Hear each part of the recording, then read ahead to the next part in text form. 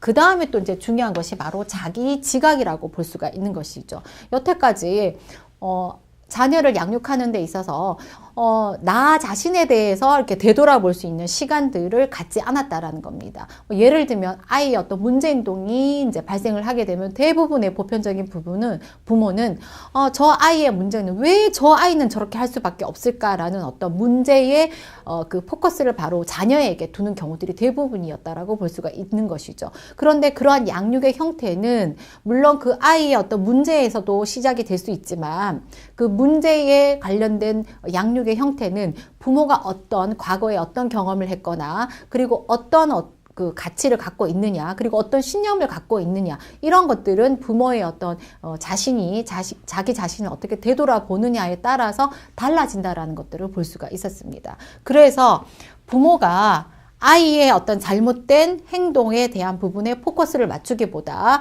그 이전에 나 자신에 대한 양육의 태도라든가 그리고 내가 그 아이를 바라보는 어떤 시각, 관점 이런 것들이 어떻게 이루어지고 있었는지 이런 것들을 우리가 살펴볼 수 있었다라는 것이죠. 그래서 자기 자신을 다시 되돌아보고 그리고 그러한 양육 방법에 대한 부분들이 잘못됐다라는 것들을 통찰을 하고 그리고 변화되어 가는 어떤 부모의 모습을 볼 수 있다라는 것입니다. 그래서 부모 교육의 효과가 굉장히 크다라고 볼 수가 있는 것이죠.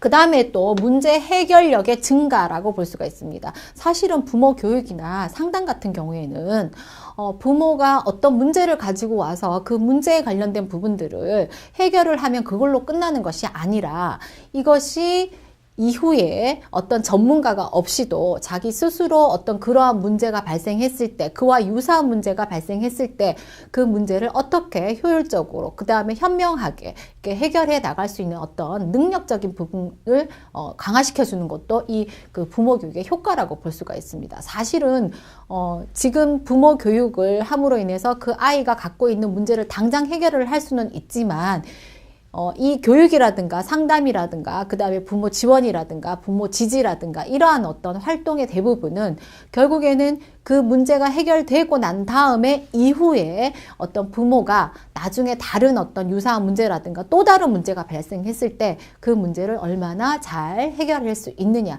거기에 더 관건을 두고 하는 것이 바로 부모 교육의 효과라고 볼 수가 있는 것이죠. 자, 그래서 부모에게서 나타나는 효과는 이렇게 이제 볼 수가 있습니다.